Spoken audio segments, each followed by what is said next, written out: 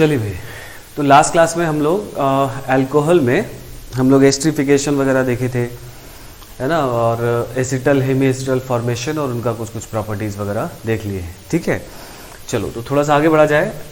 एक रिएक्शन पढ़ते हैं हम लोग जिसको बोलते हैं हम लोग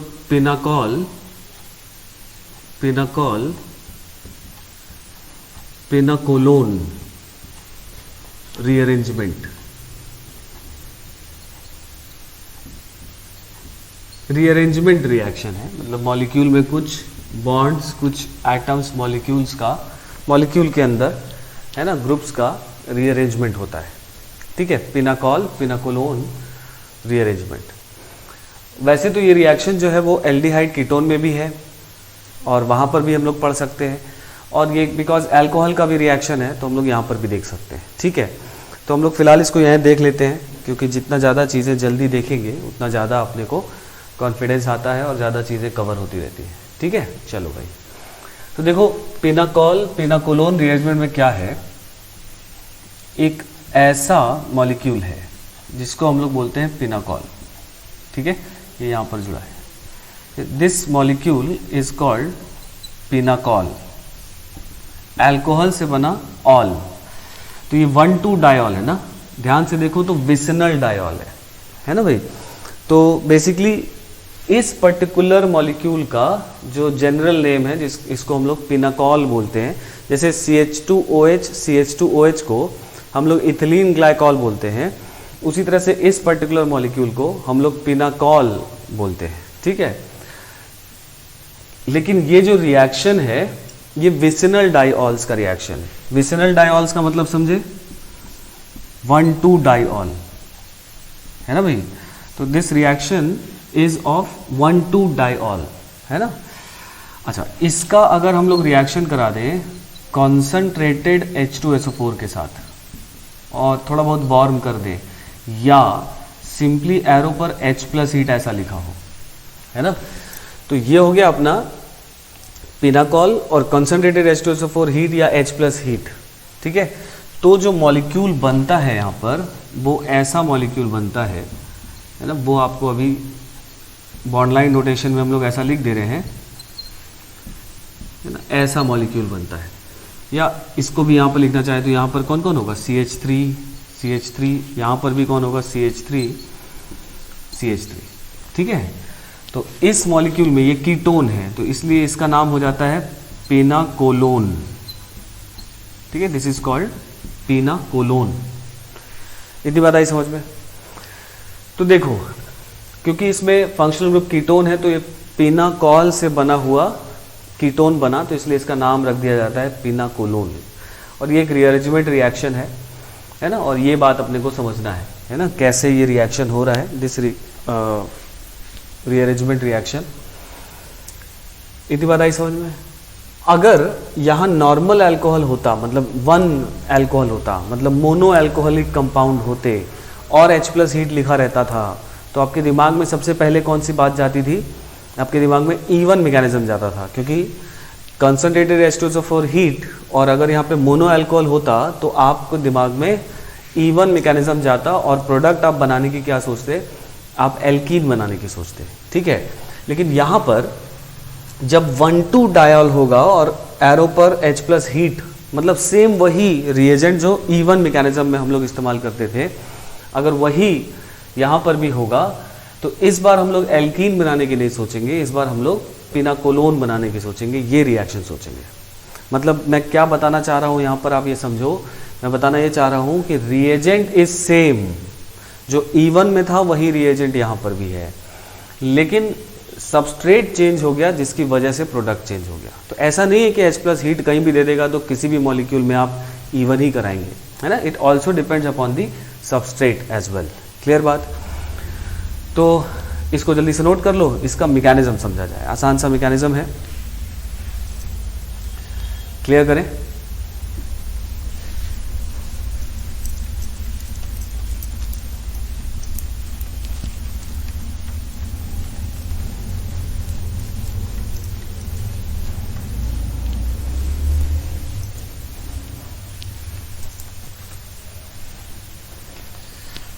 देखो,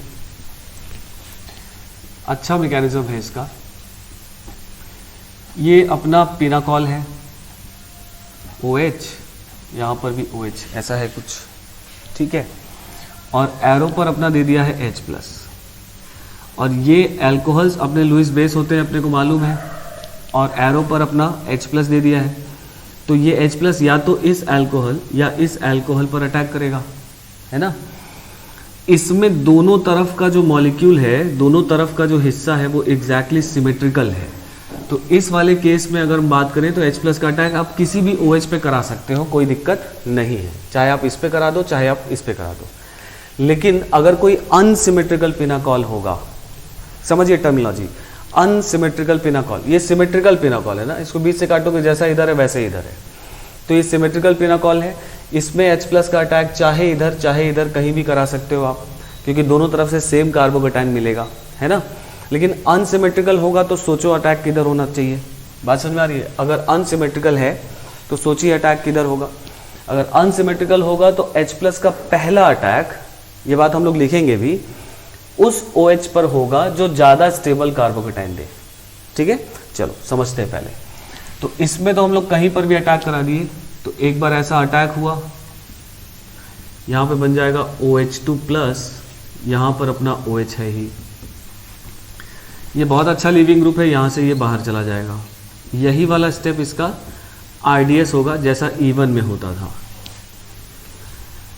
ऐसा बन जाएगा कार्बोकेटाइन, और यहाँ पर अपना OH ऑलरेडी है। अब देखो इतनी बात आई समझ में सबको। ऑफ कोर्स अगर ये वाला RDS है तो ये वाला क्या होने वाला है, फास्ट होने वाला है, और फास्ट होगा भी क्योंकि सीधा H+ जाकर, है ना, लुईस बेस पर बॉन्ड बना रहा है, ठीक है। तो ये कार्बोकेटाइन बन गया। अब E1 मैकेनिज्म जब हम लोग पढ़े थे तो इसमें इस कार्बोकेटाइन से बीटा H जो था वो निकल जाता था और एल्कीन बन जाता था। बट यहाँ पर ये OH जो है ना, ये इसको एक दूसरा ही रूप दे देता है इस रिएक्शन को। कैसे?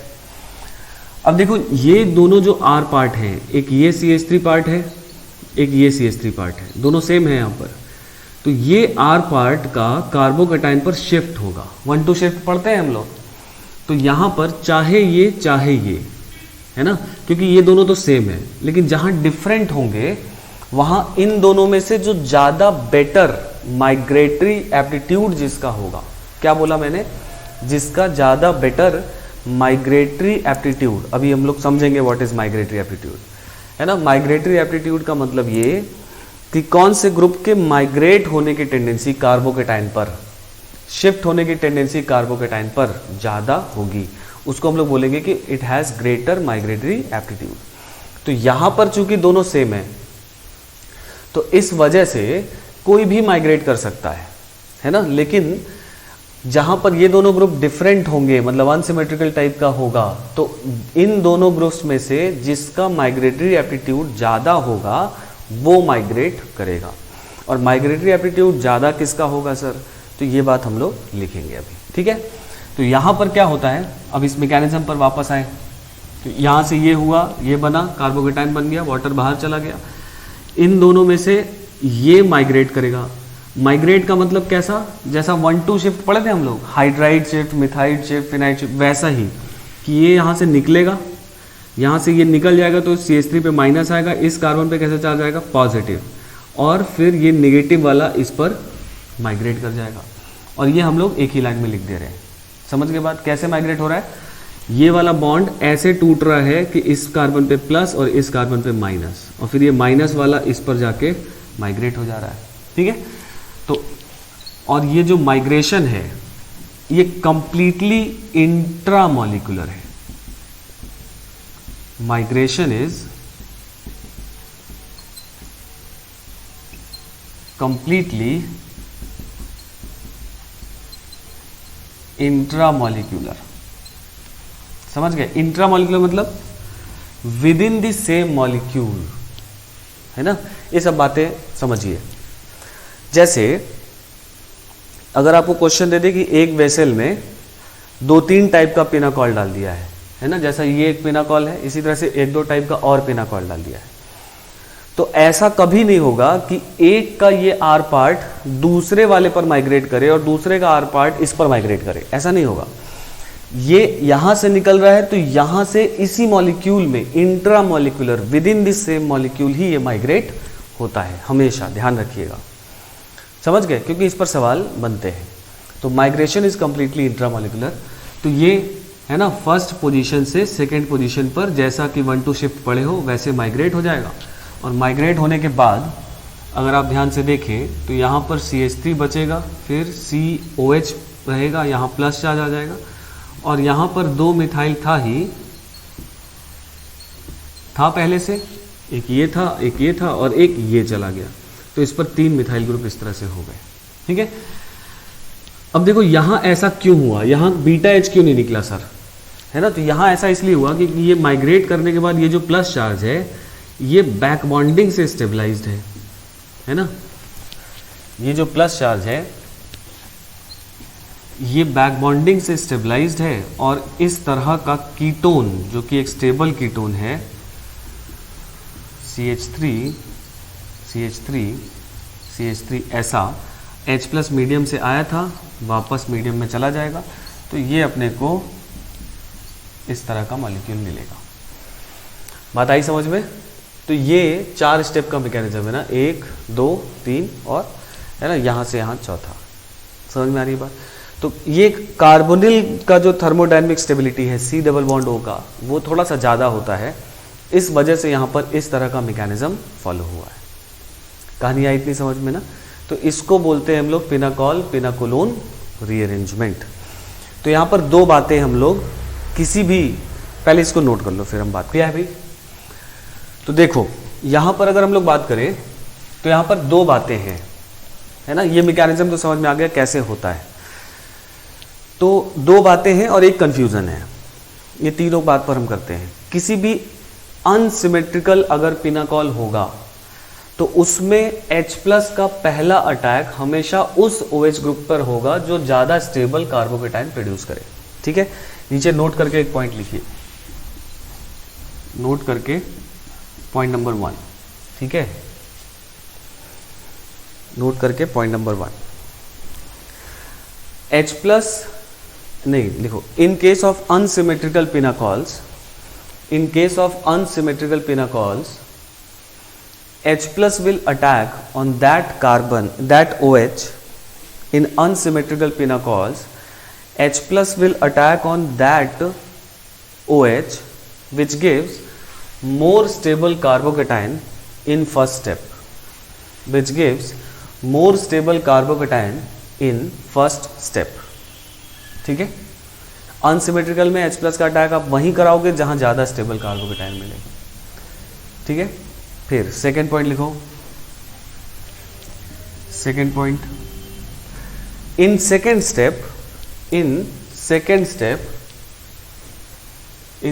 Step that group will be migrated, इसमें से माइग्रेशन हो रहा है ना, तो that group will be migrated which has greater migratory aptitude, which has greater migratory, लिख दे spelling, which has greater migratory aptitude. ठीक है, that group will be migrated which has greater migratory aptitude. migratory aptitude का मतलब ये कि migrate होने का tendency किसका ज़्यादा है। ठीक है, तो वो ग्रुप माइग्रेट करेगा जिसका माइग्रेटरी एप्टीट्यूड ज़्यादा होता है।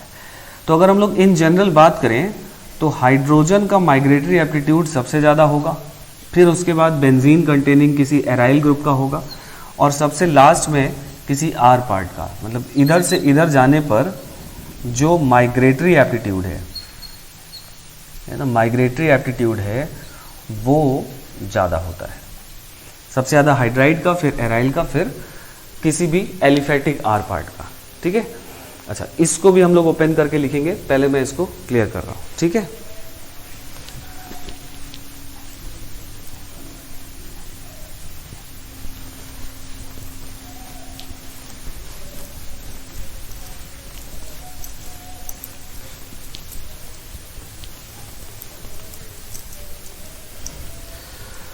देखो हाइड्राइड का ज़्यादा है। अगर हम लोग पहले आर पार्ट की बात करें तो अमोंग आर पार्ट मतलब एलिफेटिक वाले में माइग्रेटरी एप्टीट्यूड सबसे ज़्यादा किसका होगा? टर्शरी वाले का। अगर कोई टर्शरी कार्बन है तो इसका माइग्रेटरी एप्टीट्यूड सबसे ज़्यादा होगा, फिर इसके बाद होगा सेकेंडरी वाले का, फिर इसके बाद होगा प्राइमरी वाले का, और सबसे कम migratory aptitude open chain R part में जो होगा वो मिथाइल का होगा। मतलब ये जो एलिफेटिक आर पार्ट लिखा हुआ है इसमें भी अगर आर पार्ट टर्शरी है और दूसरा जो ग्रुप लगा है वो सेकेंडरी है तो कौन माइग्रेट करेगा? टर्शरी वाला। समझ के बाद ना? तो ये ऑर्डर है माइग्रेटरी एप्टीट्यूड का। अब अगर हम लोग बात करें among aryl group, among aryl group, तो एराइल ग्रुप में जो जितना इलेक्ट्रॉन रिलीजिंग ग्रुप होता है, देखो बेसिकली ये जो ग्रुप माइग्रेट करते हैं वो उस कार्बोकैटायन को स्टेबलाइज करते हैं, तो इस वजह से वो ग्रुप माइग्रेट करना चाहते हैं जो ज़्यादा इलेक्ट्रॉन रिलीजिंग होंगे। एराइल पार्ट की बात मैं कर रहा हूँ। जो ज़्यादा इलेक्ट्रॉन रिलीजिंग होंगे वो उस कार्बोकैटायन को ज़्यादा इलेक्ट्रॉन पहुँचाएंगे, जो ज़्यादा इलेक्ट्रॉन पहुँचाएंगे उस कार्बोकैटायन को ज़्यादा स्टेबल करेंगे, तो उस बेसिस पर इनका माइग्रेटरी एप्टीट्यूड होता है। वैसे ओवरऑल ये बात देखी जाए कि इसका ऐसा ऐसा ऐसा या ये जो ऑर्डर है ये ओवरऑल तो एक्सपेरिमेंटल बात है, करा करा के देखा गया और ये ऑर्डर मिला। लेकिन फिर भी अगर हम लोग एराइल वाले पार्ट में अगर लॉजिक निकालना चाहें तो इसमें वही लॉजिक है कि जिसका इलेक्ट्रॉन रिलीजिंग टेंडेंसी ज़्यादा होता है उसका माइग्रेटरी एप्टीट्यूड ज़्यादा होता है।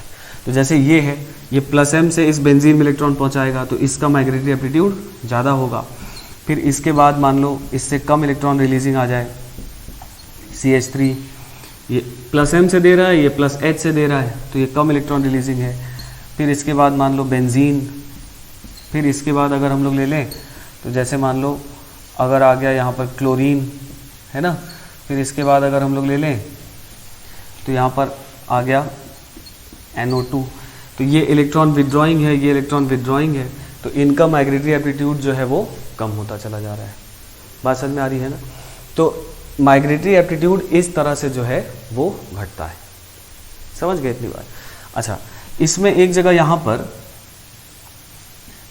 पर अगर हम लोग बात करें तो इन दोनों के बीच में ये भी आता है ना? अच्छा, ऑल्दो ये भी इलेक्ट्रॉन रिलीजिंग ही है, प्लस एम से इलेक्ट्रॉन दे रहा है, बट OCH3 ग्रुप का माइग्रेट करते समय, है ना, स्टेरिक हिंड्रेंस की वजह से उसके माइग्रेशन पे असर पड़ता है, तो माइग्रेशन बहुत बेटर तरीके से नहीं हो पाता, इसलिए इसका जो ऑर्डर है ये इलेक्ट्रॉन विड्रॉइंग के आसपास आता है। ठीक है, वो जस्ट एक कॉमन है ना, इसके अलावा ज़्यादातर नहीं पूछा जाता, तो वो एक कॉमन है इसलिए वहाँ पर उसको रख दिया है ना, तो एक एक्सपेरिमेंटल फैक्ट है ऐसा समझा जाए। लेकिन ओवरऑल अगर हम लोग बात करें क्वेश्चन के पॉइंट ऑफ व्यू से कि कैसे ये बात समझेंगे, तो आप ध्यान रखोगे कि सबसे ज़्यादा हाइड्राइड का, फिर बेंजीन कंटेनिंग का, और फिर ओपन चेन पार्ट का। ठीक है, माइग्रेटरी एप्टीट्यूड। हाइड्राइड तो अपना हाइड्राइड हो ही गया। आर पार्ट में टर्शरी, फिर सेकेंडरी, फिर प्राइमरी, फिर है ना मिथाइल। सबसे ज़्यादा टर्शरी का, फिर सेकेंडरी का, है ना, फिर प्राइमरी का, और सबसे कम मिथाइल का। बेंजीन कंटेनिंग पार्ट में जो ज़्यादा इलेक्ट्रॉन रिलीजिंग है उसका माइग्रेटरी एप्टीट्यूड ज़्यादा है, और जो ज़्यादा इलेक्ट्रॉन विड्रॉइंग है उसका माइग्रेटरी एप्टीट्यूड कम होता चला जाएगा। और ये एक एक्सेप्शन टाइप का है जो बीच में आ गया है। ऑल्दो ये इलेक्ट्रॉन रिलीजिंग है, बट स्टेरिक हिंड्रेंस ज़्यादा होने की वजह से इसका जो ऑर्डर है वो पीछे आता है। ठीक है, क्वेश्चन आएगा तो देख लेंगे, उस पर क्वेश्चन आने के चांसेस कम है एक्सेप्शन पर। इसी में से अगर आए तो आ सकता है, आता ही है, एक्सेप्शन पे कम आता है। ठीक है, क्योंकि वो है एक्सेप्शन इसलिए बात कर ली गई। इतनी बात समझ में आ गई? तो दो बातें हम लोग समझे। पहली बात समझे कि H+ का पहला अटैक उस OH पर होगा जो ज़्यादा स्टेबल कार्बोकैटायन दे। सेकेंड स्टेप में वो ग्रुप माइग्रेट करेगा जिसका माइग्रेटरी एप्टीट्यूड ज़्यादा होगा। ठीक है, अब हम लोग क्वेश्चन करेंगे तो बात समझ में आएगी। उससे पहले मैं एक तीसरी बात करना चाहता हूँ, जो कन्फ्यूज़न है मैकेनिज्म में, है ना, कुछ बच्चों को यहाँ कन्फ्यूज़न आया होगा, उसकी ज़रा बात कर लें। इसको जल्दी से नोट कर लो।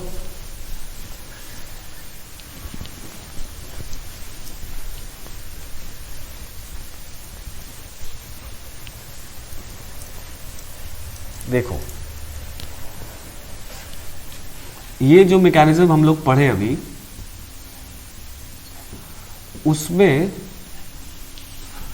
यहां से फिर ये माइग्रेट करता है, यहां पे पाई बॉन्ड बनता है, ऐसे ही होता है ना। इसमें कुछ लोगों को कंफ्यूजन क्या होगा कि सर ये न्यूक्लियोफाइल है, ये कार्बोकेटाइन है, इसके पास वेकेंट p ऑर्बिटल है, यही इसका लोन पेयर क्यों नहीं दे देता है? ऐसा बन जाए सर? नहीं, ये तो सीधा अटैक करेगा। आपने बताया भी था कि एनजीपी जो है बहुत फास्ट होता है, तो यहाँ कार्बोकेटाइन है और ये लोन पेयर है, न्यूक्लियोफाइल है, तुरंत अटैक करके ये बना दे। क्लियर हो रही है बात? तो ऐसा क्यों नहीं हो जाता सर? वो प्रोडक्ट क्यों बन रहा है, पिनाकोलोन क्यों बन रहा है, ये क्यों नहीं बन रहा है, इपॉक्साइड क्यों नहीं बन रहा है? तो देखो क्यों नहीं बन रहा है, क्योंकि इपॉक्साइड जो है वो ईथर होते हैं ना, साइक्लिक ईथर, और मीडियम आप रखे हो एसिडिक। तो क्या जब ये बन जाएगा तो फिर H+ का अटैक इस पर नहीं हो सकता? और H+ का अगर इस पर अटैक हुआ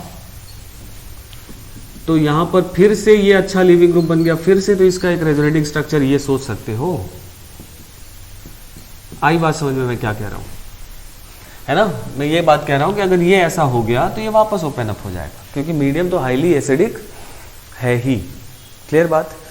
तो इस वजह से अगर ये बन भी जाता होगा रास्ते में, तो भी यहां से वापस उस जगह पर हम लोग पहुंच ही जाते हैं, because medium is acidic and ethers are Lewis basic, नहीं, and bases are unstable in acidic medium. समझ गए? नोट कर लीजिए।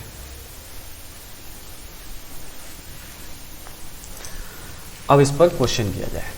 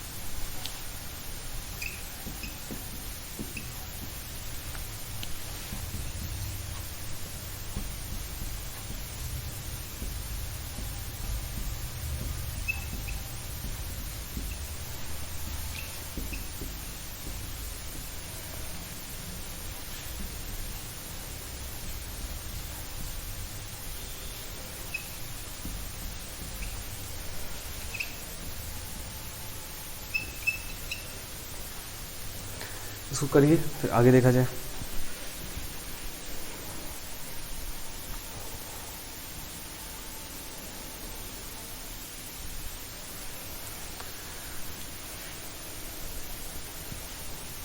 हो गया? चलो पहला वाला देखा जाए जरा। तो पहले वाले में H+ का अटैक जो है वो किधर कराओगे? तो इधर पीएच है ना, अगर यहाँ कार्बोकेटाइन बने तो बेंजीन के साथ रेजोनेंस में भी जाएगा और 3 अल्फा हाइड्रोजन होगा। तो H+ का पहला अटैक इधर, ये बाहर जाएगा, है ना? मैं यहीं पर समझा रहा हूँ, आप लोग किए होंगे, ठीक है? तो ऐसा होने के बाद देखो तो जरा, यहाँ कार्बोकेटाइन बनेगा, ठीक है? फिर इन दोनों में से, ये दोनों सेम है, दिख रहा है सबको इधर से शायद, इसमें और इसमें दोनों में से दोनों सेम है, तो कोई भी एक माइग्रेट कर जाएगा। यहाँ से ये वाला मिथाइल मान लो मैंने यहाँ पर माइग्रेट करा दिया, और ये पाई बॉन्ड यहाँ पर प्लस चार्ज आने के बाद ये पाई बॉन्ड ऐसे बना देगा। समझिए, बस प्रोडक्ट बनाना सीखना है, बहुत आसान बात है ना? आप तोड़ तोड़ के करिए, आप जैसा मैकेनिज्म लिखे वैसा भी कर सकते हैं। देखो क्या बना CH3 C double bond O और यहाँ पर आ जाएगा CH3 PH। ये प्रोडक्ट बना दिए होगे, बन गया होगा, है ना। लेकिन आप ये नहीं सोचिएगा कि सर इस पर अगर अटैक होता तो पीएच का माइग्रेटरी एप्टीट्यूड तो एल्काइल पार्ट से ज़्यादा होता है, तो वो तो सेकेंड पार्ट का प्रोसेस है ना। पहले आप फर्स्ट स्टेप में तो वही सोचोगे कि H प्लस कहाँ अटैक करेगा। फर्स्ट स्टेप में आप माइग्रेटरी एप्टीट्यूड नहीं सोचेंगे, फर्स्ट स्टेप पे आप सिर्फ ये बात सोचेंगे कि कार्बोकैटायन कहाँ स्टेबल बनेगा। फिर सेकेंड स्टेप की वो सब बातें हैं कि फिर माइग्रेशन किसका कराएं, ठीक है ना। कंफ्यूज पहले ही मत सोचना सर अगर इस पर करता तो फिनाइल बेटर माइग्रेटरी एप्टीट्यूड होता तो उस पर करना चाहिए था, तो वो तो सेकेंड स्टेप की बात है, समझ गया ना। तो उसमें कंफ्यूज नहीं हो गया। इसको लिख लिया सबने, इसको मैं मिटा रहा हूं।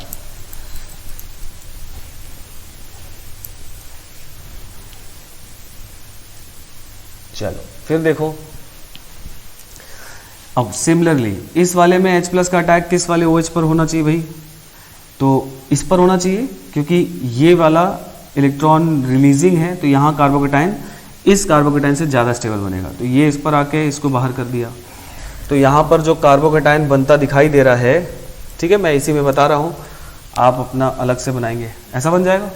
अब इन दोनों में से जिसका माइग्रेटरी एप्टीट्यूड ज़्यादा होगा, तो इसमें तो NO2 लगा है, तो इसका माइग्रेटरी एप्टीट्यूड ज़्यादा है, ये माइग्रेट कर जाएगा, ये वापस यहाँ पाई बॉन्ड बना देगा, तो यहाँ बन जाएगा ऐसा कुछ NO2 C double bond O और इस कार्बन पर एक आएगा PH, एक आएगा PH पर पैरा पर CH3 है और एक आ जाएगा और PH, ठीक है। ये समझ में आया सबको। एक बात और, सर ये तो इधर है, ये कैसे माइग्रेट करेगा, तो ये मत करो, ये तो sp3 है ना, तो ये तो टेट्राहेड्रल है, जितनी दूरी पर इससे ये है उतनी ही दूरी पर इससे ये है, क्योंकि ये तो टेट्राहेड्रल है ना, और टेट्राहेड्रल क्या होता है, पिरामिडल। तो अगर मान लो ये बाहर इतनी दूरी पर है तो ये वाला अंदर उतनी दूरी पर होगा, उसमें कंफ्यूज नहीं होगे, ठीक है ना। तो जितना आसान इसको है माइग्रेट करना उतना ही आसान इसको भी है स्ट्रक्चर वाइज। ये मत सोचना सर वो तो उधर है, ये नीचे है, बढ़िया ये ऐसे माइग्रेट कर जाएगा, नहीं, ठीक है ना। तो ये बात समझ में आ गई सबको, इसको भी मैं क्लियर कर रहा हूँ। इसका भी आंसर लिख लो भाई। फिर देखो, इसमें H प्लस का पहला अटैक इस पर होगा, यहाँ कार्बोकैटायन बन जाएगा, फिर होगा रिंग एक्सपेंशन, तो देखो ऐसा बनेगा, ये 6 मेंबर रिंग बनेगा। देखो चाहो तो आप नंबरिंग कर लो, आप करो 1 2 3 4 5 6, तो 6 वाला जाके 1 से जुड़ जाएगा, तो 6 मेंबर रिंग बना लो, ठीक है। 1 वाला मैं इसको बोल दिया, ये हो गया 2, ये 3, ये 4, ये 5, ये 6। 1 वाले पर एक फिनाइल है, एक मिथाइल है, तो 1 वाले पर एक फिनाइल एक मिथाइल बना दिए, कोई दिक्कत। 2 वाले पे प्लस चार्ज आएगा क्योंकि ये इस तरह से टूटेगा, इस पर नेगेटिव इस पर पॉजिटिव आएगा, और ये यहाँ पर बैक बॉन्डिंग कर लेगा, मतलब 2 पे डबल बॉन्ड O बना दो। आई थिंक ये बनेगा, क्या बना लिए होगे, तो सिंपल है। थोड़ा सा स्ट्रक्चर का अपना डिफिकल्टी तो रहेगा ही, उसमें कंफ्यूज मत होना, लेकिन बनाएंगे बड़े आसानी से, है ना। फिर देखो 4th वाले में कौन अटैक करेगा, ये H प्लस का अटैक इस पर होगा या इस पर होगा, एक ही बात है। ये बाहर चला जाएगा यहाँ से, है ना, ये बाहर गया, यहाँ बन जाएगा कार्बोकैटायन, फिर यहाँ से इसको माइग्रेट करा दोगे, है ना, फिर यहाँ पे प्लस चार्ज आ जाएगा, सेम वैसे ही 1 2 3 4 5 6, है ना, इस तरह से टूटा, 6 पर नेगेटिव 2 पर पॉजिटिव, 6 का बॉन्ड 1 के साथ, तो एक 6 मेंबर रिंग बन रहा है। देखो इसमें मैंने एक को 1 बोल दिया, 2 इधर लिखते चलो, 2 3 4 5 6, 1 पर एक 5 मेंबर रिंग है, बना दिया जाए, और 2 पर डबल बॉन्ड O आ जाएगा, ठीक है, ऐसा बन जाने वाला है। समझ में आया सबको।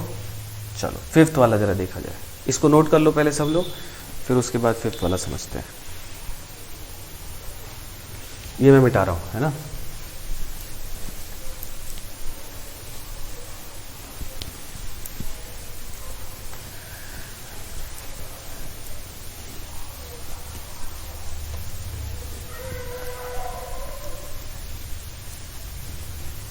देखो भाई, तो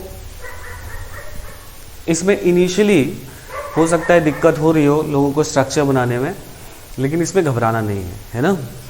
इसमें आपको प्रैक्टिस करना है। अगर हम लोग क्लास में होते तो ये सब क्वेश्चन आपको 10 मिनट 20 मिनट में हम आपको सॉल्व कराते, ठीक है, कि एक एक आप बॉन्ड लेकर जाओ, इधर से उधर बाहर करो, ये करो, ठीक है। तो उससे थोड़ा ज़्यादा हम लोग सीखते हैं। बट अगर मान लीजिए आप घर पे हैं तो आप क्या करेंगे, यहाँ रुक के आप उसको आराम से टाइम दीजिए, ठीक है। ये नहीं कि जिस स्पीड में मैं बता रहा हूँ उस स्पीड में आप करो, आप उसको रुक के टाइम दीजिए। आप वीडियो पॉज कर लीजिए, आप आराम से बनाइए, फाइनल आंसर पे पहुँचिए, भले 5 मिनट लगे 10 मिनट लगे, लेकिन वो टाइम आपको देना जरूरी है, क्योंकि इस क्वेश्चन, इन तरह के क्वेश्चंस में स्ट्रक्चर की अपनी डिफ़िकल्टी है, और अगर वो नहीं क्लियर होगा तो फिर आप प्रोडक्ट बनाना नहीं सीखोगे।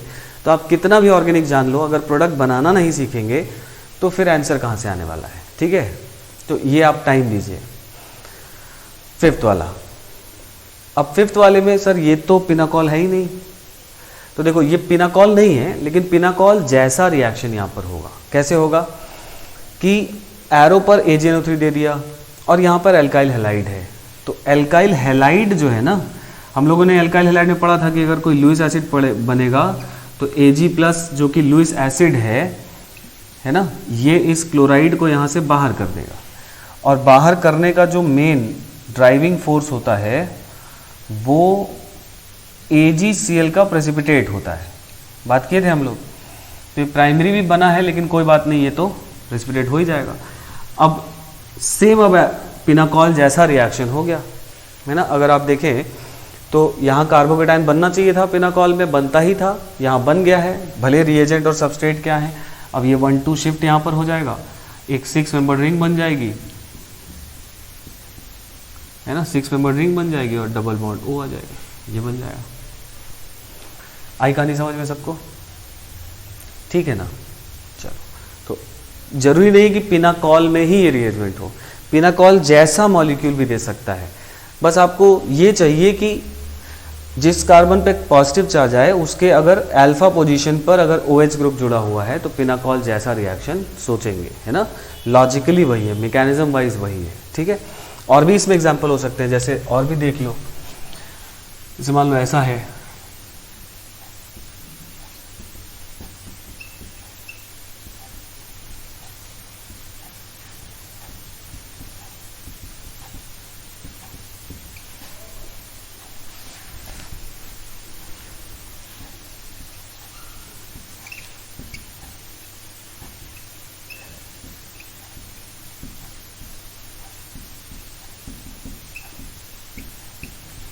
ना, जैसे ऐसा है, ये वाला सोचिए, इसको मैं मिटा रहा हूँ।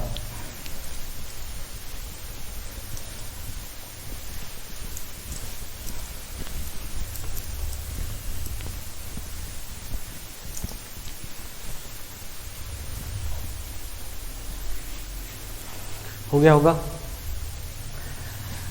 तो यहाँ हम लोगों ने बात किया था HNO2 या NaNO2HCl अमीन को, प्राइमरी अमीन को ये N2 बनाकर बाहर करता है, याद है। तो अब इधर अल्कोहल है, इधर अमीन है, तो इस बार ये नहीं सोचोगे कि सर कार्बोकेटाइन तो यहाँ ज़्यादा स्टेबल बनेगा, ये क्यों बाहर जाएगा। ये इसलिए बाहर जाएगा क्योंकि प्राइमरी अमीन का रिएक्शन जब आप इस रिएजेंट से कराते हैं तो ये नाइट्रोजन गैस बन के बाहर होता है, और ऐसा होना ही होना है ना। वो एक बार पढ़ लिए, और उसको जो समझते हैं कि भाई प्राइमरी अमीन को ये नाइट्रोजन बना के बाहर करता है, तो यही काम होने वाला है। फिर ज़्यादा दिमाग नहीं लगाओगे कि सर एसिडिक तो है ही, इस पर अटैक कर जाए, तो वो सब दिमाग नहीं लगाओगे। इसका ये मिक्सचर NaNO2HCl या HNO2 और प्राइमरी अमीन है, तो हमेशा कार्बोकेटाइन बनाएंगे अगर ये एलिफेटिक है तो, ठीक है ना। तो ऐसा होना ही होना है। तो मेरे हिसाब से जब ये HNO2 इस पर अटैक करके इसको बाहर करेगा N2+ बना के, तो ये ऐसा दिखाई देगा ना, CH3C यहाँ प्लस चार्ज, यहाँ पर CH3, यहाँ पर COH, यहाँ पर है PH, यहाँ पर है CH3। तो ये माइग्रेटरी एप्टीट्यूड फिनाइल का ज़्यादा होगा, ये माइग्रेट कर जाएगा, यहाँ पर पाई बॉन्ड आ जाएगा, तो ये बन जाएगा CH3C, CH3, यहाँ आ गया PH, यहाँ आ गया C double bond O CH3, ये कंपाउंड बनेगा। कोई कन्फ्यूज़न इसमें रखिएगा भी नहीं।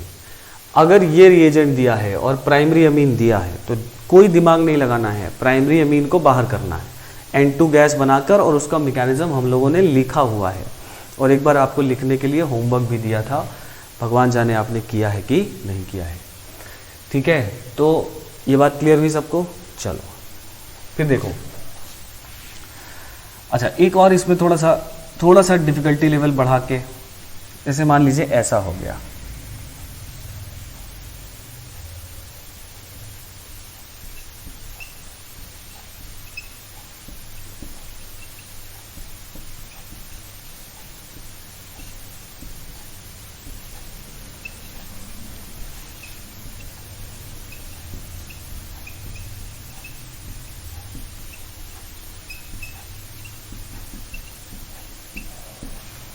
ये दे दिया है, ठीक है, और आपको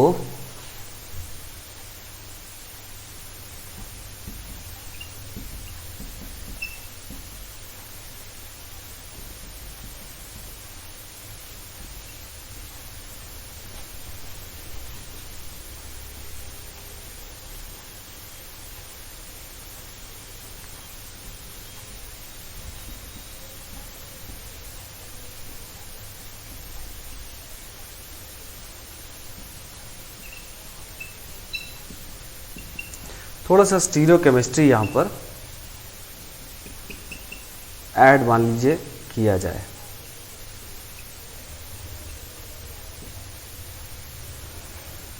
तो ये क्वेश्चन दिया है और आपसे, अब देखो ये एक रेयर क्वेश्चन है ना, स्टीरियो केमिस्ट्री यहाँ पर इंक्लूडेड जरूर है बट रेयर और एडवांस्ड के लिए ही ये क्वेश्चन है, ये मेंस टाइप का क्वेश्चन नहीं है। ठीक है, तो आपको ये दे दिया और आपको ऑप्शन में एक ऑप्शन ये दिया है, बाकी दो ऑप्शन कुछ और मान लीजिए दिए हुए हैं, है ना। तो आपको बताना है कि इन दोनों में से मेजर कौन बनेगा यहाँ पर। ठीक है, मान लो ये सवाल पूछ लिया गया है। ठीक है, तो थोड़ा सा दिमाग लगाइए, फिर मैं समझाता हूँ। ये मैं मिटा दे रहा हूँ।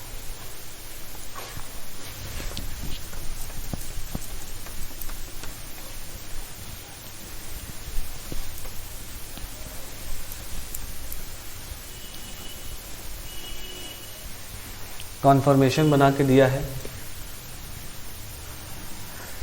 तो होगा क्या देखो, पहले तो ये N2 गैस बन जाएगा, सोच लिया है सबने, N2 गैस बन जाएगा। N2 गैस बन के ये बाहर निकलना शुरू हो जाएगा।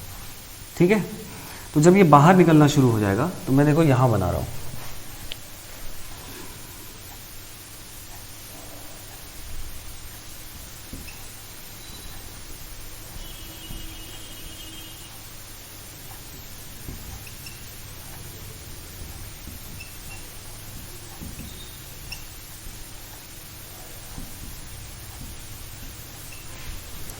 देखो होगा क्या कि जैसे जैसे ये N2 गैस पीछे वाले कार्बन पर है, ठीक है, यहां से देखो मैं ऐसे बता, ये N2 गैस जो है पीछे वाले कार्बन पर है, ये जैसे जैसे यहां से ऐसे निकलना शुरू होगा, मतलब स्टीरियो केमिस्ट्री सोच रहे हैं हम लोग अब, तो जैसे जैसे निकलना शुरू होगा तो पीछे वाले कार्बन का हाइब्रिडाइजेशन क्या होना शुरू हो जाएगा, क्योंकि जैसे जैसे N2 प्लस निकलेगा बाहर अपना इलेक्ट्रॉन पेयर लेकर, वैसे वैसे पीछे वाले कार्बन पे प्लस चार्ज आएगा, तो पीछे वाले कार्बन का हाइब्रिडाइजेशन sp2 हो जाएगा क्योंकि कार्बोकैटायन बन रहा है।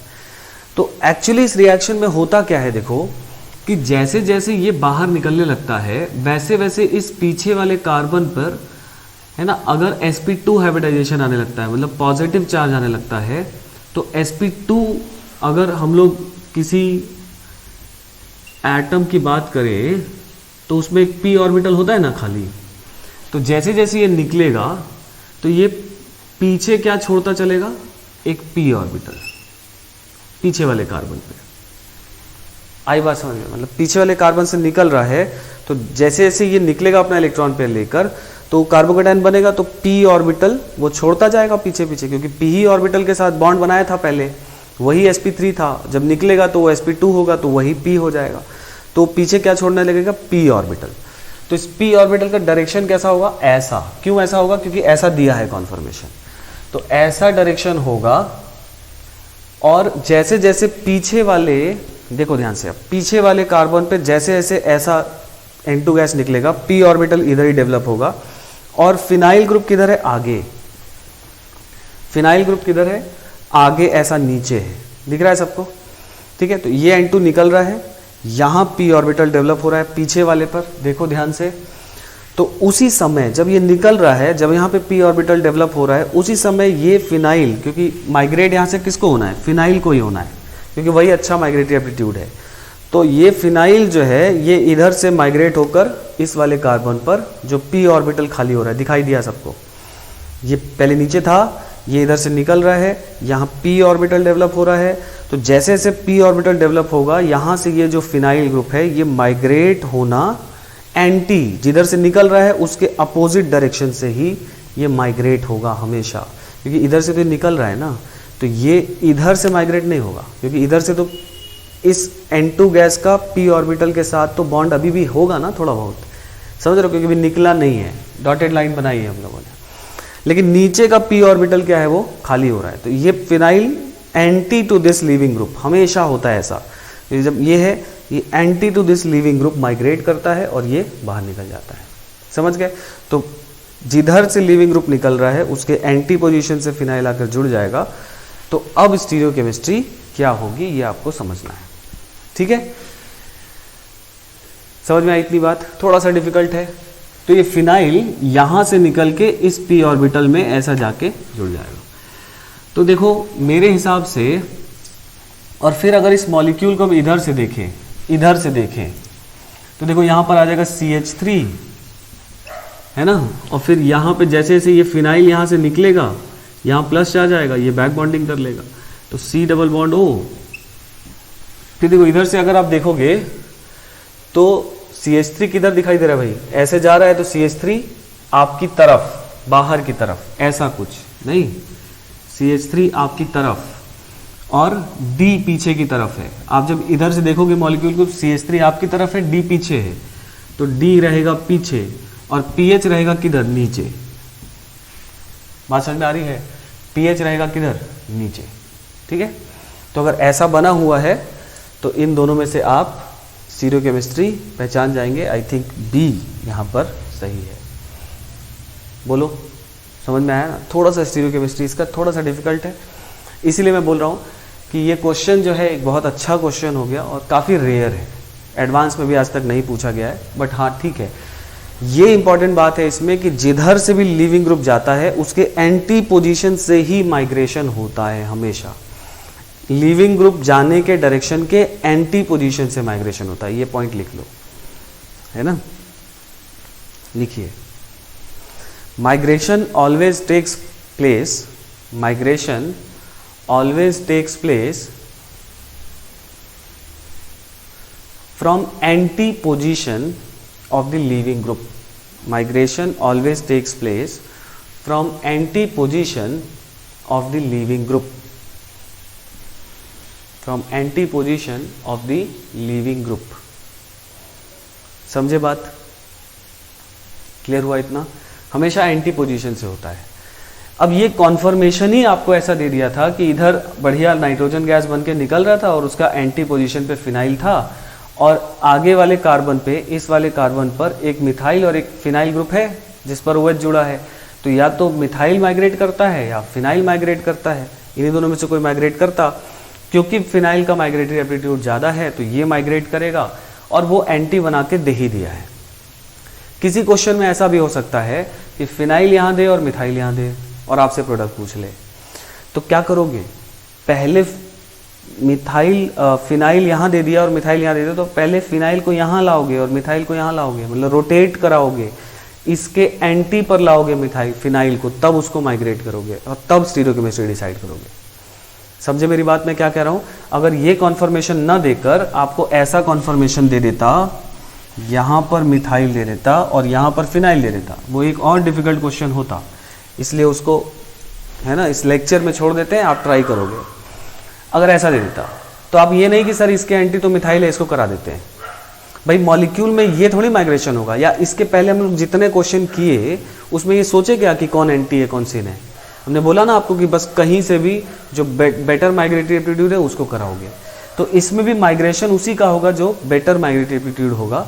तो ये ऐसा होने के लिए फिनाइल माइग्रेट करेगा।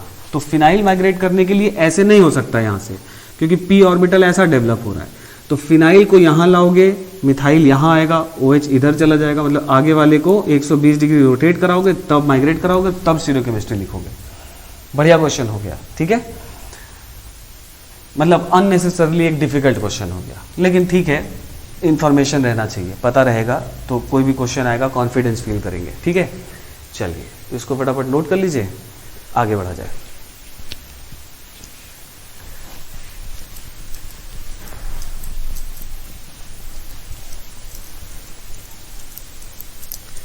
एक क्वेश्चन इसमें और देखा जाए।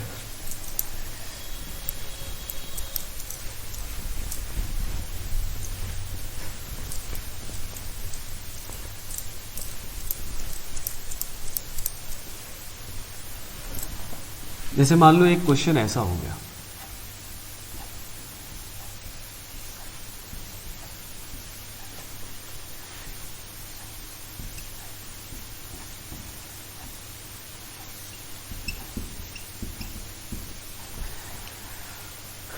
इसमें आपको पूछ रहा है प्रोडक्ट्स,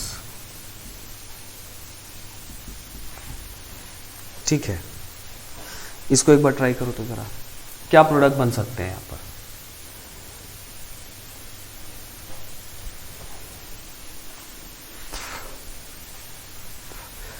देखो इसमें ये वाला OH भी उतना ही स्टेबल कार्बोकेटाइन देगा और ये वाला भी उतना ही स्टेबल देगा, मतलब इस H+ का अटैक इन दोनों में से किसी पर भी हो सकता है। तो अगर मान लीजिए इस H+ का अटैक आप इस पर सोचे तो अलग प्रोडक्ट बन रहा होगा, और इस पर सोचते तो आप अलग प्रोडक्ट बन रहा होता, क्योंकि यहाँ पर ये स्टीरियो का क्वेश्चन हो गया है ना, क्योंकि ये मिथाइल और ये सिस है और ये दोनों आपस में सिस है, मतलब सिस अल्कोहल या ट्रांस अल्कोहल आपको दिया रह सकता है, तो ऐसा दे दिया है। तो देखो जब इस पर अटैक कराएंगे तो यहाँ से ये बाहर जाएगा, है ना, और यहाँ कार्बोकेटाइन बनने लगेगा। तो ये वाला जो OH है ये ऐसे निकलेगा, और उसके एंटी पर कौन सा ग्रुप है, ये वाला मिथाइल है, दिखा। तो ऊपर वाला OH ऐसे निकलेगा और उसके आगे वाले एंटी पर मिथाइल जो है वो नीचे, तो ये मिथाइल माइग्रेट करेगा, ये वाला मिथाइल माइग्रेट कराओगे, बोलो भाई, क्योंकि इस OH के एंटी पर यही है, दिख रही है बात। तो इससे ये प्रोडक्ट बनेगा, यहाँ प्लस से आ जाएगा, फिर ये बैक बॉन्डिंग कर जाएगा, मतलब आपको ऐसा प्रोडक्ट बनता दिखाई दे रहा है। 6 मेंबर रिंग, एक कार्बन पे डबल बॉन्ड और एक पर 2 मिथाइल। समझिए बात ध्यान से, है ना, ये सब बहुत डिफिकल्ट क्वेश्चंस हैं। इस पर प्लस चार्ज आया, इस लीविंग ग्रुप के एंटी पर ये है। हम लोग पढ़े हैं कॉन्फॉर्मेशन ऑफ साइक्लोएल्केन में कि ये दोनों ट्रांस डाइएक्सियल होते हैं या एंटी कोप्लेनर होते हैं।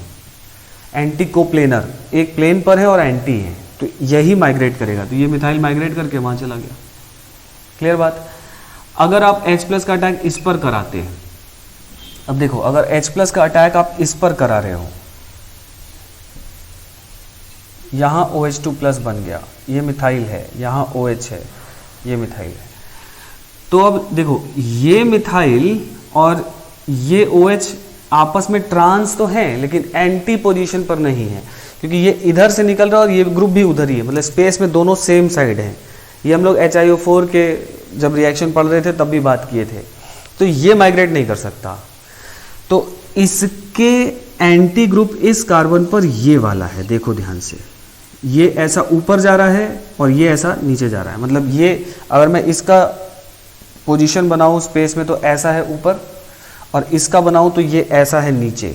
तो ये और ये दोनों पैरेलल हैं, दिख रहा है आपको, दोनों पैरेलल लाइंस हैं। तो ये जो ग्रुप है और ये OH है, ये एंटी हो गए, तो ये वाला ग्रुप इधर से ऐसा माइग्रेट करेगा, दिखा सबको। तो मतलब ये वाला ग्रुप यहाँ माइग्रेट करेगा और यहाँ पर पाई बॉन्ड आएगा।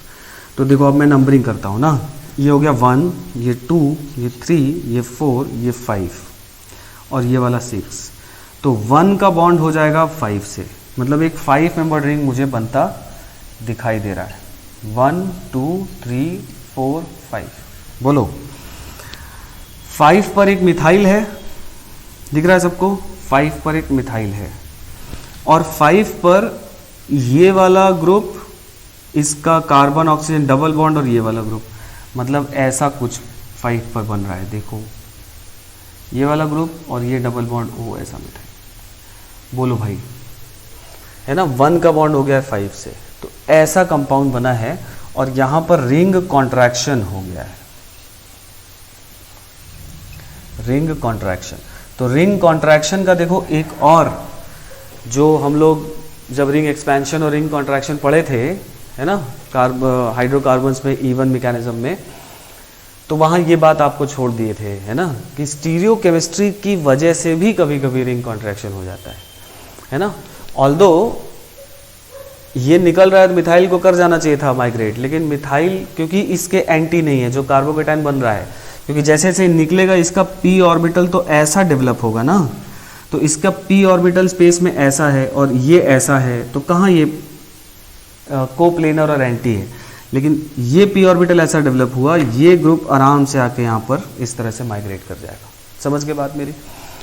तो यहाँ पर ये प्रोडक्ट भी बन सकता है और ये प्रोडक्ट भी बन सकता है, ठीक है। मेजर वेजर आपसे नहीं पूछेगा कौन सा बन रहा है, दोनों का लगभग सेम पॉसिबिलिटी है ना। तो ये दोनों प्रोडक्ट पॉसिबल प्रोडक्ट्स हैं, ठीक है। थोड़े से ये दोनों लास्ट के एग्जाम्पल्स जो हैं वो डिफ़िकल्ट हैं, है ना, उसको आराम से समझने की कोशिश कीजिए, है ना, 1-2 बार उसको बनाइए, खुद से इमेजिन करिए। अगर नहीं बनता है तो कोई बात नहीं, हम लोग इस पर फिर से आएंगे, जब एल्डिहाइड कीटोन में आएंगे तो थोड़ा और कुछ पढ़ लेंगे, तो और थोड़ा सा बातें क्लियर हो सकती है, ठीक है। तो उस समय फिर आएंगे तो फिर इस तरह के क्वेश्चंस कराएंगे तो वहाँ क्लियर हो जाएगा, ठीक है। चलो आगे बढ़ा जाए। तो ये अपना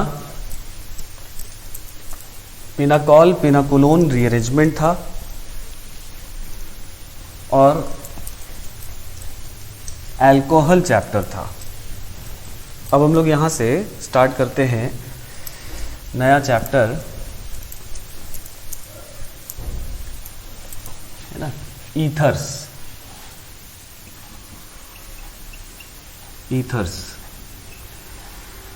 ईथर्स एक ये ROR हो गया, है ना, ये एलिफैटिक ईथर हो गया, ROAR हो गया, ये मिक्स्ड ईथर हो गया, मतलब एक तरफ बेंजीन एक तरफ ओपन चेन, और एक तरफ AROAR अगर ऐसा हो जाए तो ये एरोमेटिक ईथर बोल दोगे। समझ गए? तो जल्दी से मुझे बता दो कि अगर मान लीजिए ऐसा ईथर है तो ये एलिफैटिक ईथर है, मतलब ये वाला ईथर इस कैटेगरी में है, इसमें है या इसमें है, तो ये वाला ईथर इस कैटेगरी में है, क्योंकि एरोमेटिक ईथर का मतलब समझ रहे हैं, देखिए डायरेक्टली बेंजीन से बॉन्ड, मतलब ये हुआ एरोमेटिक ईथर, ये इस कैटेगरी का है, लेकिन ये वाला इस कैटेगरी का है। समझ गए? तो आपसे एक तो यही बात पूछ सकता है कि which of the following are aromatic ether या मिक्स्ड ईथर या एलिफैटिक एरोमेटिक ईथर। समझे बात? तो छोटी सी बात है ये, इस पर एक क्वेश्चन बन सकता है, मेंस में आ सकता है। आगे बढ़े, लिखो मेथड्स ऑफ प्रिपरेशन, ठीक है, मेथड्स ऑफ प्रिपरेशन। तो इसमें पहला है फ्रॉम अल्कोहल, ठीक है, फ्रॉम अल्कोहल्स। देखो अगर हम लोग अल्कोहल ले लें, है ना, और कैसा अल्कोहल लेना चाहिए? प्राइमरी अल्कोहल होना चाहिए, और प्राइमरी अल्कोहल होना मस्ट है इस मेथड से ईथर बनाने के लिए। अगर मान लो इसका रिएक्शन हम लोग कंसंट्रेटेड H2SO4 के साथ करा दें तो 2 रास्ते हो जाएंगे, ठीक है। अगर आप टेम्परेचर 180 डिग्री सेल्सियस या उससे ज़्यादा रखते हैं, ठीक है, टेम्परेचर 180 डिग्री सेल्सियस या उससे ज़्यादा, तो यहाँ पर E1 मैकेनिज्म, है ना, प्रीडोमिनेंट होगा और अपने को मेजर प्रोडक्ट जो मिलता है वो एल्कीन मिलता है। और इसका मैकेनिज्म हम लोग, है ना, भली भांति जानते हैं और बहुत अच्छी तरह से पढ़ के आए हैं कि एक अल्कोहल ले लिए प्राइमरी टाइप का या कैसा भी ले सकते हैं, अगर उसको हीट कर देते हैं कंसंट्रेटेड H2SO4 के साथ तो E1 मैकेनिज्म होता है। ईथर बनाने के लिए अगर हम लोग अल्कोहल से ईथर बनाना चाहते हैं तो अगर हम लोग एक प्राइमरी अल्कोहल लिए, प्राइमरी मस्ट है, और अगर उसको कंसंट्रेटेड H2SO4 के साथ हम लोग हीट किए अगर 180 डिग्री से ज़्यादा टेम्परेचर कर दिए तो आपका E1 ही मैकेनिज्म फॉलो होगा और एल्कीन ही मेजर बनेगा। लेकिन अगर टेम्परेचर 140 डिग्री सेल्सियस या उससे कम है तो यहाँ पर SN2 टाइप मैकेनिज्म होगा और अपने को ROR इस तरह से एक सिमेट्रिकल ईथर मिलेगा, सिमेट्रिकल ईथर। और ये SN2 मैकेनिज्म जो है इंटरमॉलिक्यूलर रिएक्शन से हो रहा है। इंटरमॉलिक्यूलर मतलब दो मॉलिक्यूल के बीच में, मतलब with in the same molecule नहीं, दो मॉलिक्यूल के बीच में, ठीक है।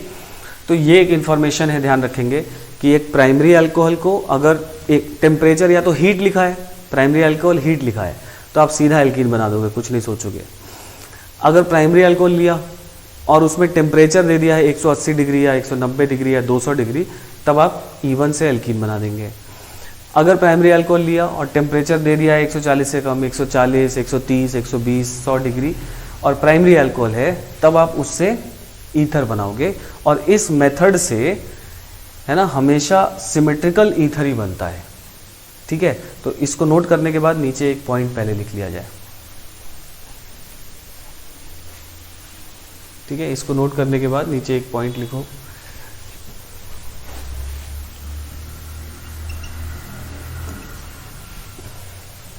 लिखो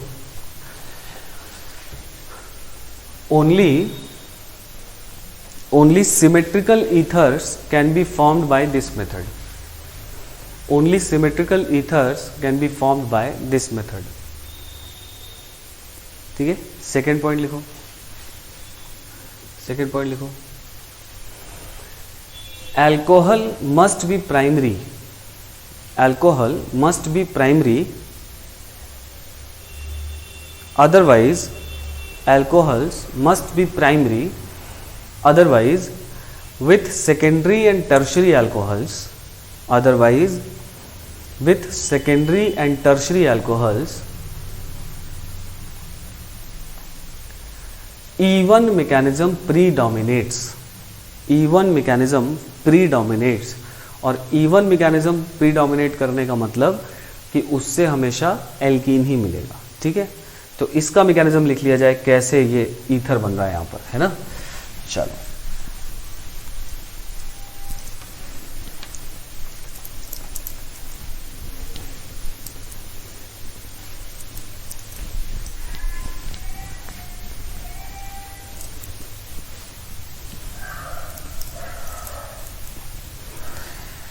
तो हाँ देखो जैसे कोई अगर हम लोगों ने अल्कोहल ले लिया और कंसनट्रेटेड H2SO4 ले लिया तो सबसे पहले H+ का इस पर अटैक होगा और ये बन जाएगा R। रुक जाओ, कोई एग्जाम्पल ही ले लेते हैं। मान लो हमने ले लिया CH3CH2OH, ठीक है। ये प्राइमरी है, अपना इथेनॉल है और यहाँ पर हम लोगों ने कंसनट्रेटेड H2SO4 लिया है तो इस पर अटैक करेगा तो ये बनेगा CH3CH2OH2+, ठीक है। अब देखो, क्योंकि ये प्राइमरी कार्बोकेटाइन है, अगर ये H2O बाहर निकल जाएगा तो ये प्राइमरी कार्बोकेटाइन है, तो प्राइमरी कार्बोकेटाइन का स्टेबिलिटी तो बहुत ज़्यादा होता नहीं है और आपने सॉल्वेंट में कंसनट्रेटेड H2SO4 लिया हुआ है और हीट कम कर रहे हो, तो इसका जो निकलना है, क्योंकि ये प्राइमरी कार्बोकेटाइन है और कंसनट्रेटेड H2SO4 लियो, मतलब पोलर प्रोटिक सॉल्वेंट का जो अमाउंट है वो भी कम है क्योंकि जो सॉल्यूशन है वो कॉन्सेंट्रेटेड है। तो इस वजह से इस कार्बोकेटाइन का स्टेबिलिटी कम होगा क्योंकि सॉल्वेशन बहुत हो नहीं रहा होगा क्योंकि आपने कॉन्सेंट्रेटेड H2SO4 लिया हुआ है और नेचर से ये प्राइमरी है, तो इस वजह से और जो इसका बनने का जो टेंडेंसी है वो रिलेटिवली कम है। समझ गए बात। तो होगा क्या अब, लेकिन ये तो एक अच्छा लीविंग ग्रुप बन गया है, तो यहाँ पर जो दूसरा अल्कोहल का मॉलिक्यूल होगा CH3CH2OH, ये एक्ट करेगा न्यूक्लियोफाइल की तरह और ये इसमें बैक साइड अटैक करके इसको बाहर करेगा, मतलब mechanism will be SN2 type. ये न्यूक्लियोफाइल की तरह एक्ट करके इसको अटैक करके वाटर को बाहर करेगा, बन जाएगा CH3CH2OH, यहाँ पर प्लस चार्ज और यहाँ पर CH3 H+ मीडियम से आया था, वापस मीडियम H+ ले लेगा, तो इस तरह का अपना ईथर बनता हुआ दिखाई देगा। ठीक है, और ईथर का जो बॉइलिंग पॉइंट है वो इस अल्कोहल से रिलेटिवली, क्योंकि यहाँ हाइड्रोजन बॉन्डिंग रिलेटिवली कम होगी, तो ये ईथर को हम लोग तुरंत वेपराइज करके दूसरे सॉल्यूशन में ले लेते हैं, है ना। क्योंकि अगर इसी सॉल्यूशन में रहेगा तो आपके पास कैटलिस्ट के तौर पर H+ तो है ही, और ईथर बेस होते हैं, तो ये फिर से रिएक्ट करके फिर इधर वापस आ जाएंगे, समझ गए। तो वो ठीक है, एक्सपेरिमेंटल बात है कि इस ईथर को बनते ही कैसे निकाल लेना है, ठीक है, वो उसको निकाल लेते हैं ताकि रिएक्शन किधर शिफ्ट रहे, फॉरवर्ड शिफ्टेड रहे। ठीक है, तो इसमें एक चीज़ देखो, सिमेट्रिकल बना है क्या, इधर भी वही R पार्ट है, इधर भी वही R पार्ट है, और होना भी है क्योंकि सेम मॉलिक्यूल न्यूक्लियोफाइल और सेम सबस्ट्रेट है ना। तो हमेशा सिमेट्रिकल ही बनेगा इस मेथड से, और प्राइमरी ही होगा। सेकेंडरी या टर्शरी अगर हो जाएगा तो फिर E1, क्योंकि वहाँ कार्बोकेटाइन स्टेबल हो जाएगा तो वहाँ E1 प्रीडोमिनेट कर जाएगा, या आप हीट ज़्यादा कर दोगे तो भी इसका निकलना ज़्यादा फेवरेबल हो जाएगा, तो भी वहाँ पर E1 हो जाएगा। समझ गए बात ना। तो बहुत फ्रूटफुल मेथड नहीं है, हाँ, बट क्वेश्चन तो इस पर आ ही सकता है। ठीक है, चलिए, तो आज हम लोग यहीं पर ख़त्म करते हैं। ये बहुत छोटा चैप्टर है ईथर, है ना, एक आध लेक्चर और लगेगा। ठीक है भाई, नेक्स्ट क्लास में इस पर हम लोग फिर आगे बात करते हैं। ठीक है, नमस्कार।